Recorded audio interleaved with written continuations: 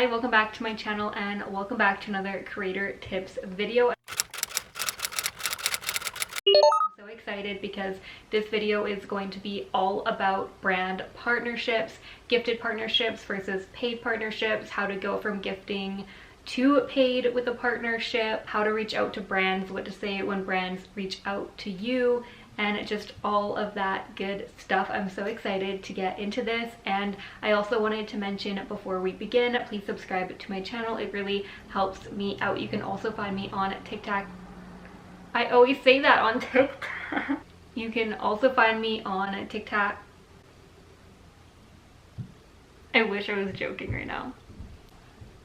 You can also find me on TikTok and on Instagram. My handle is Austyn Paula. One last thing is I've been leaving some resources in the description of these videos, so I'm linking what I'm wearing, some starter pack essentials for content creation, as well as hashtags that I'm loving or just anything that's relevant to today's video. So I'll probably put some templates for reaching out just right in there in the description, so you can always just copy and paste it and then kind of make it your own, of course, when you send it out to brands, just so I can be really helpful. You can get tips in the video and also in the description of the videos. Okay, so first on today's agenda is talking about when brands send PR. So PR is when a brand sends you a gift because they just want you to have these items.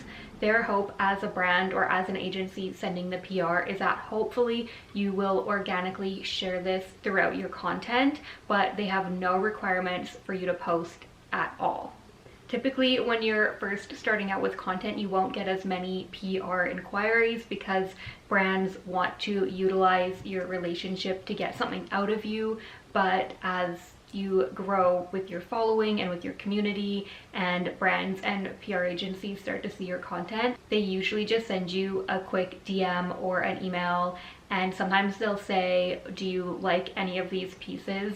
Let me know, and send back your address. Or they will just say that they have something to send you, and if you want to accept or decline the gift. So sometimes you get to choose these items that are just sent to you as a PR gift, and sometimes the brand decides what to send you. But either way, it's always super fun and a really great way to be able to try more products and then see if you enjoy your relationship with the brand, enjoy what the brand has sent over, and then you can develop that into a partnership hopefully down the line. Second is gifted collaborations or gifted partnerships with a brand. So this would be considered your barter collaboration. So in a gifted collaboration, the brand is going to send you a product or clothing items, or they're just going to send you a package. They'll send you what they have, and this is instead of being paid in cash.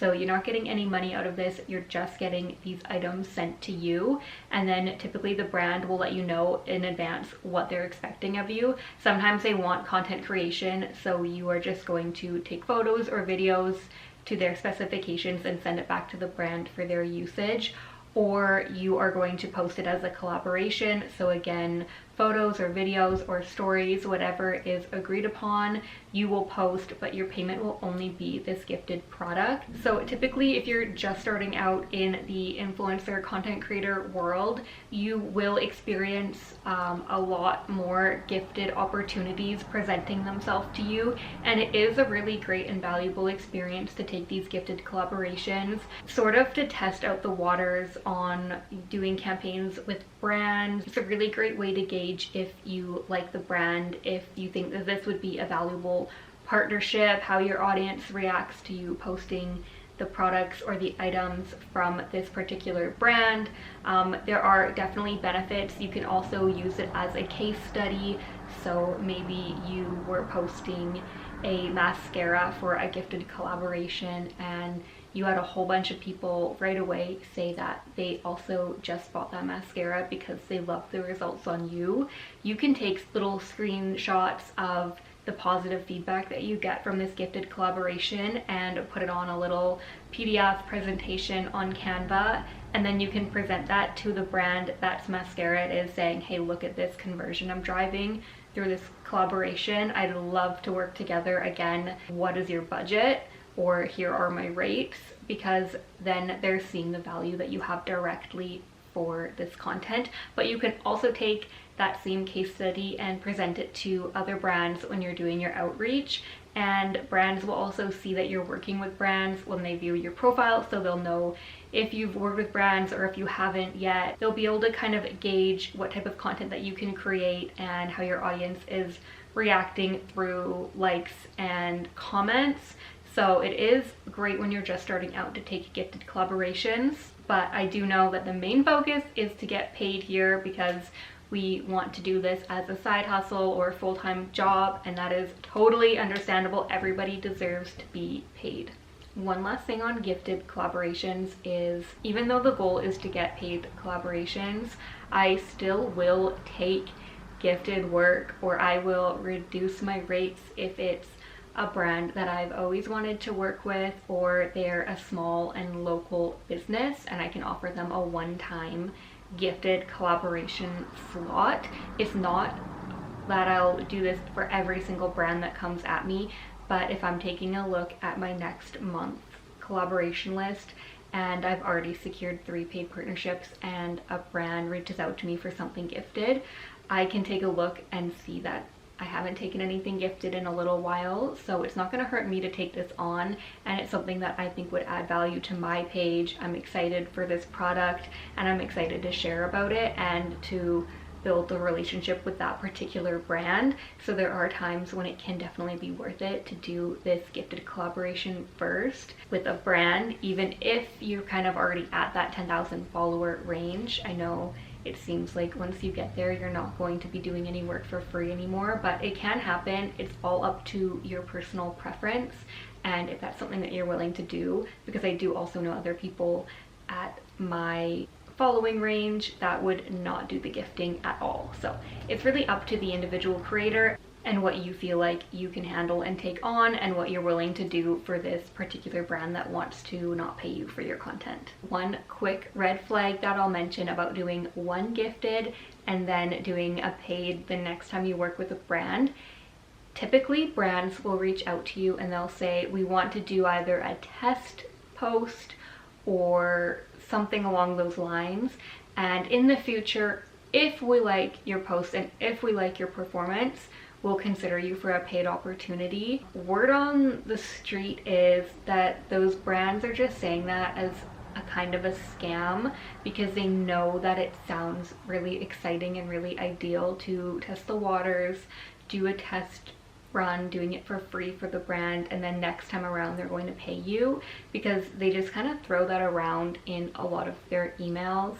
And I've never found that to be true, and other creators that I've spoken with have also never found that to be true. Also, don't be shy to ask a creator. If brand X has reached out to you and you see a creator work with this brand and you're not sure if it was paid or unpaid, just because disclosures can be misleading, people can label it or not label it as paid. Like, you actually don't know if they're being paid or not based on their label half of the time, I would say. But you could just reach out to them. Make sure you're having some like etiquette to it. Don't just say, how much did brand X pay you? Just ask them politely, hey, I see you've worked with brand X. They've also reached out to work with me and they've offered me to do a free collaboration for gifted. And then they mentioned that next time down the line, they would have budget to pay me for my work. Is this similar to the offer that you've received? I'm just wondering if I should proceed with this. Just something like that. I mean, just be nice. Just let them know what your intention is behind this. But don't just reach out to someone and say, how much did they pay you? Because a lot of the time you're not actually allowed to share how much you make on a certain campaign, because it's written in your contract to not disclose any of the terms of the contract. So just to be respectful of basically your coworkers in this community. And that's not to say that people won't share how much they're getting paid for specific campaigns. It's to each their own on this. I personally wouldn't tell a stranger how much money I'm making for a certain brand's deliverable, just based on the contract that I signed with the brand and not being able to discuss that. I do have a circle of extremely close, tight-knit friends, and I would definitely let them know a price range that I think would be appropriate to work with a certain brand if they've been reached out to. But I just don't think that it'll be as easy to get somebody to tell you how much they made if you just say, how much did you make? So that's my little spiel. I go a little bit off topic when I talk about these creator tip videos, but it's honestly just so fun to have people to talk to about this. I love chatting about working with brands and content creation. Like, it's my passion here, so I'm excited. Moving on is paid collaborations with brands. So a lot of the time the paid collaborations will start to present themselves once you're growing more and more followers. There's not a set amount where if I hit 5,000 followers, every brand wants to pay me, or the same thing goes for 10,000, 20, etc. I secured my first paid partnership at around 1,000 followers, and my partnership was actually for a combination of an Instagram post and a YouTube video. So there's definitely brands that are willing to pay small creators, but there are also brands that have huge thresholds where they don't pay until you have 100,000 followers or who knows what. Typically how you're going to secure a paid collaboration is the brand will reach out to you first in this example, and they'll let you know about a campaign they have coming up. It'll be a new product launch for next month. They have these new products on their line. They would specifically love to see a Reels video showing how to use that product. And then you can take a look at the email. Sometimes they will attach a brief, which makes this so much easier because the brief will include all of the directives that it needs to be 15 seconds in length. You need to have a certain type of outfit on because they like neutrals, or you need to have your nails neat and manicured. Like, there's sometimes some very specific things that a brand will want, and you can take a look at all the things that they want, and they want the content ready in 1 week after you receive your package, for example, and you could take a look at that and kind of jot down all of the specific things that you know are going to make time and effort added to your role as the content creator here, and then you can respond to the brand. Okay, so here's the tea on pricing brand collaborations. Whoever speaks first, either the brand or the creator, about a price point is the one who typically, in my opinion, loses out. So we're just going to continue on with this scenario. The brand reached out because they want the reel about the products, and they have a 1 week turnaround time and some specific things. The brand side of things has an Excel spreadsheet going on, and they can pay $1,500 for this one piece of content. And you're sitting here as a creator thinking, okay, well, I think that I want to charge $1,000 for this piece of content. You can now ask the brand and say, hey, what is your budget? I'll give you a template for how to say it in a moment here. So you can basically come to the brand and say, what is your budget for this reel with this turnover time and these specifics? And maybe the brand will respond, if you're lucky, and say $1,500. Now you're on the other end thinking, wow, I was only going to charge $1,000 and the brand was willing to pay more. So I'm going to accept this because it's $500 more than what I expected. But what happens often is, even if you say it first, what's your budget, to the brand, they're gonna come back, pretend that they didn't even see your question, and they're gonna say, what are your rates? And here you're gonna go and say, my rates are $1,000, because you don't know that their budget is actually $1,500 because you can't read their mind. And they're gonna go, oh my gosh, score, we're going to sign her for $1,000 because now we've allocated that extra $500 to be able to put towards another collaboration with another creator or for something else. So it's whoever, you know, speaks their number first typically could lose out, but there are also times when you and a brand are super aligned. There's definitely times when you can tell a brand your rate and they're gonna say, actually our budget's higher, how about this? So it's a little up in the air and crazy for pricing structure, but here is a typical response that I would make if I were reached out to. I'll also just put this in the description, and honestly I'm just gonna plop it on the screen so that you can kind of see how it all would space out and how it would all look during the actual email. And then moving on, securing paid partnerships by you being the one to reach out to the brand. This one is a little bit more intimidating because you have to make the first move. You might not have the brand's email, you might not really know what to say, but I've got you. This is what I say when I'm reaching out to brands and I want to partner with them. You can write them a quick DM to get the correct email address and just say, hey, I'm Austyn, I'm a Canadian content creator, and I would love to partner with insert brand name here. I would love to connect with the correct person for this and introduce myself and send my media kit over. Thanks so much in advance. And then their socials team is either going to say, we're not doing collaborations at this moment. Here's a link to our collaborations portal. Here's our generic email address that is already listed on our website. Or here is a very specific email address, firstname.lastname@company.com, whom you can reach out to. So there's approximately 4 options that you'll get back, and those are pretty good odds that you will get the correct answer and something very helpful for you to then contact the brand. Alternatively, if you don't DM the brand to access the email, you can find their email address, go to their brand's website, scroll down usually to the bottom of the page. There's going to be a contact section. In that section, you might be able to scroll down and find that there's customer service and PR inquiries or collaboration inquiries. So you're looking for the PR or collaboration or social contact when you're going through that. If you don't find it in the contact us section, look through their frequently asked questions, because some of them could actually have your answer in it. So that is also helpful. And there's also other ways you can get contact information, like using LinkedIn. I personally don't use it because I don't understand LinkedIn, but I do know that a lot of people have found great brand contacts that way. So now we know how to reach the brand and what email address we're going to use. If we know the first name of the person that we're actually emailing, always include their name, because it's so much more personalized than hi or to whom it may concern, or I do know other people will say, hey babe, hi hun.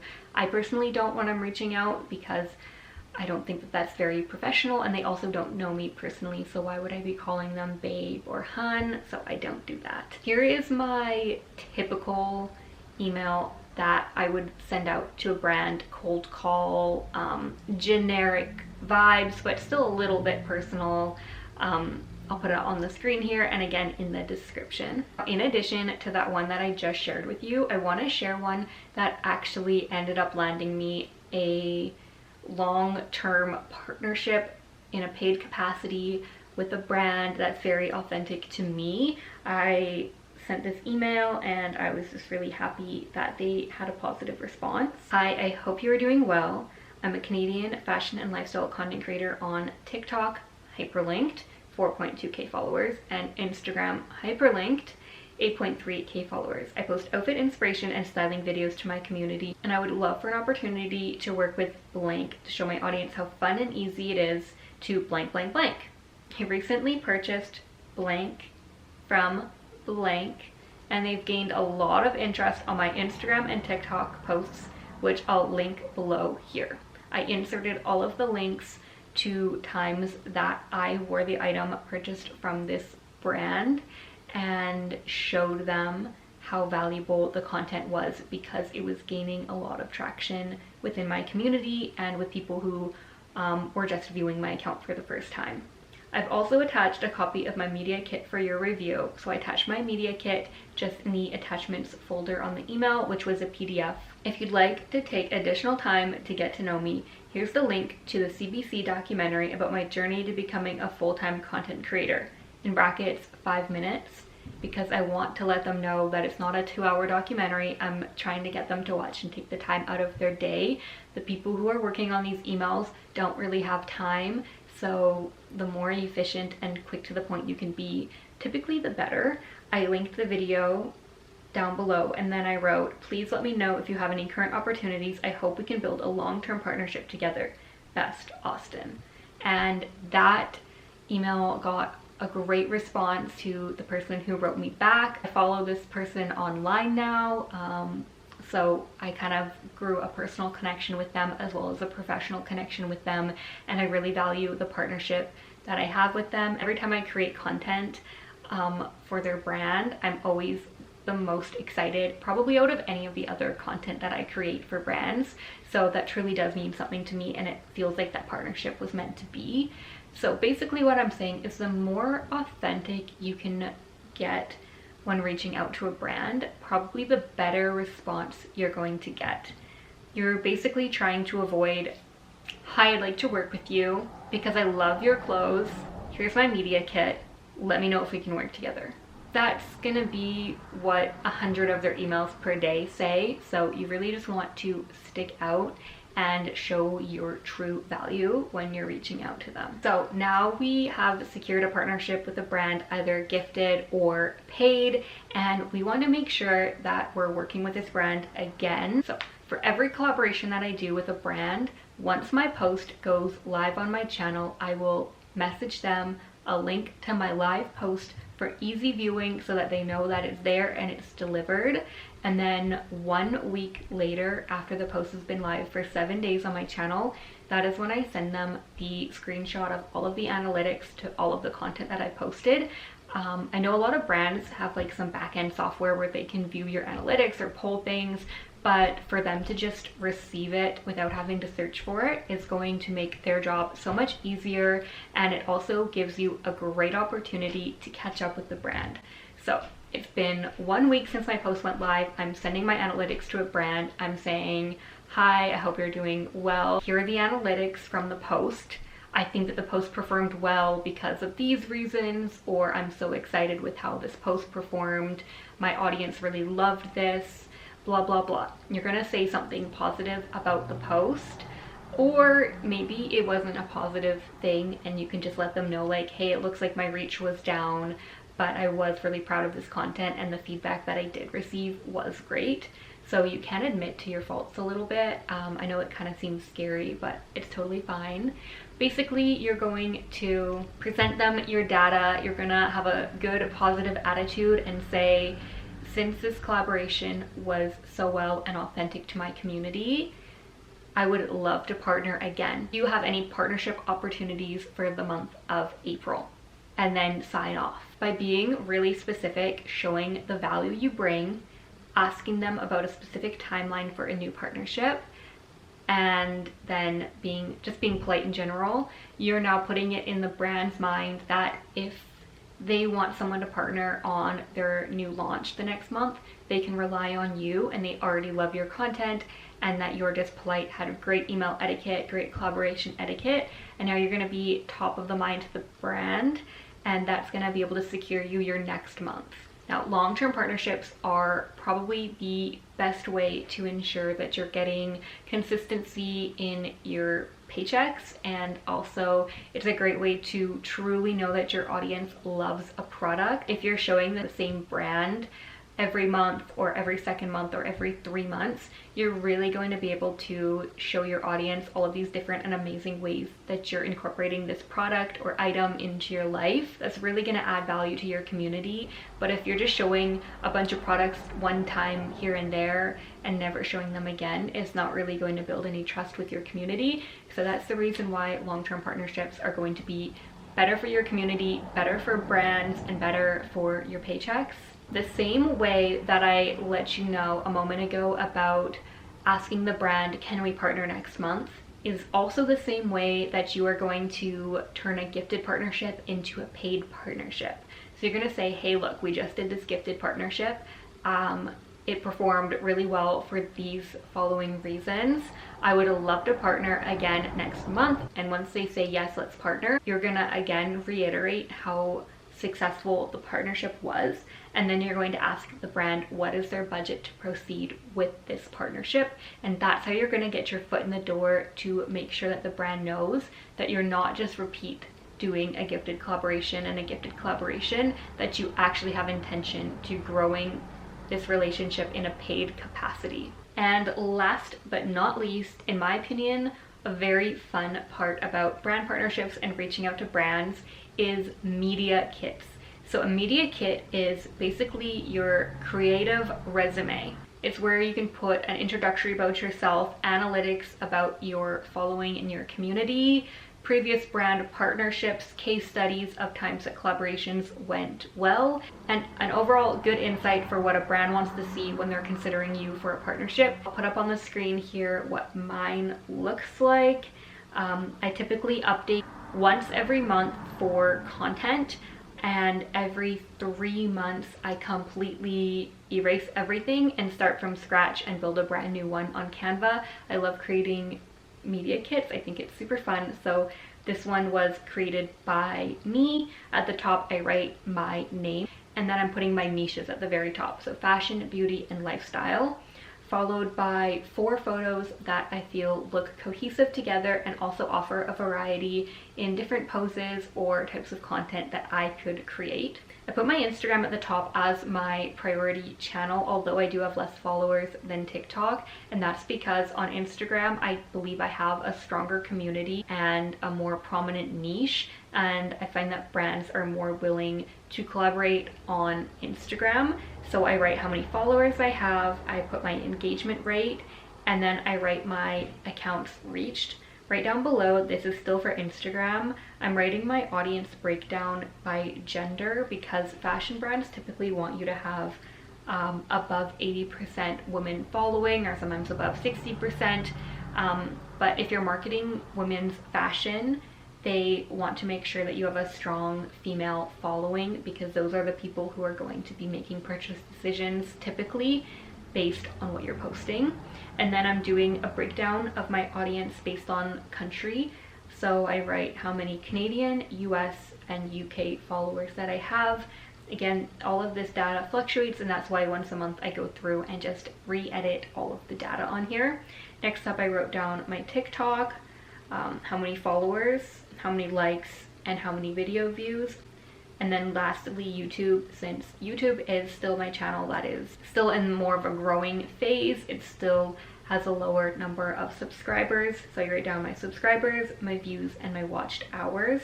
And I have another collection of photos right down at the bottom, because I think that it gives a really good visual to the brand to glance at, get the information that they need, and make their decision based on that. A lot of people will say to keep your media kit down to just 1 page.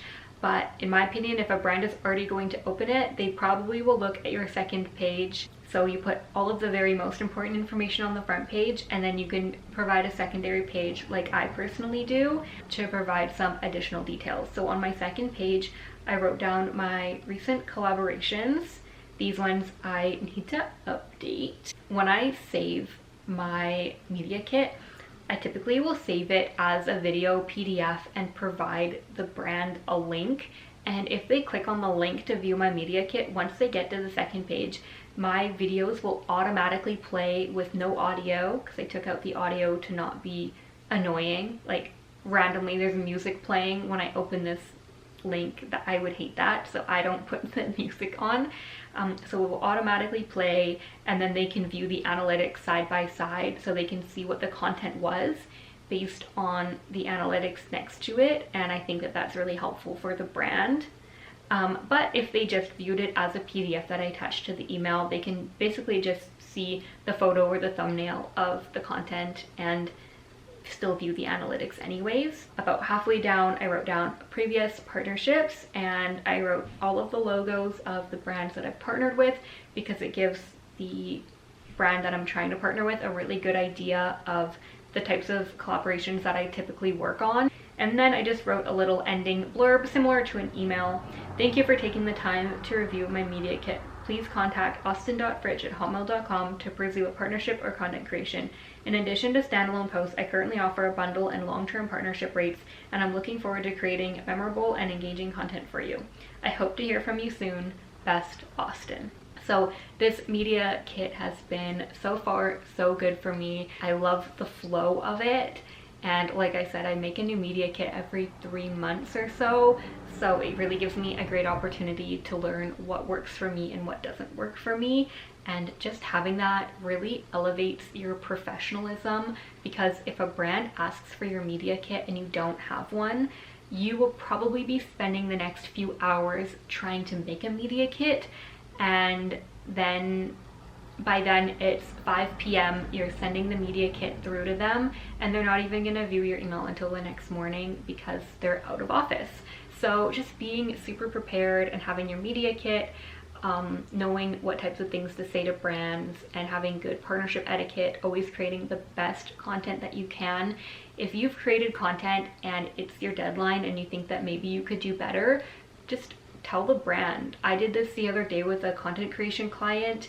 I finished filming and editing the video that I had, and I knew right away that I could do it better, but I didn't have any more natural light, so I couldn't physically redo my work until the next day. So I sent them my content and I said, hey look, I just wanted to send this to you because I know it's due today, but I do want to redo this because I believe that I could do this better and I want to provide you a better service. And I followed up the next day with brand new piece of content that was 10 times better, and they thanked me for my attention to detail and that I was wanting to go above and beyond and not just submit anything to them.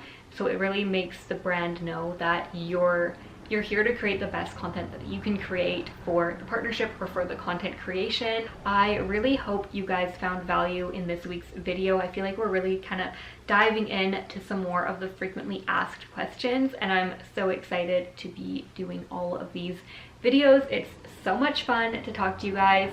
Like I said before, a lot more resources are going to be listed in the description of the video, so please go check there. Make sure you're subscribed to my channel and turn on the notifications so you don't miss any of my next uploads. Also check me out on TikTok and Instagram at Austyn Paula. If you ever have any questions, just leave them down in the comment section below and then I can get to them at the end of next week's video. I haven't fully decided on next week's topic yet, but you guys will find out in 1 week from now, and I'm so excited to continue on with this series. Bye.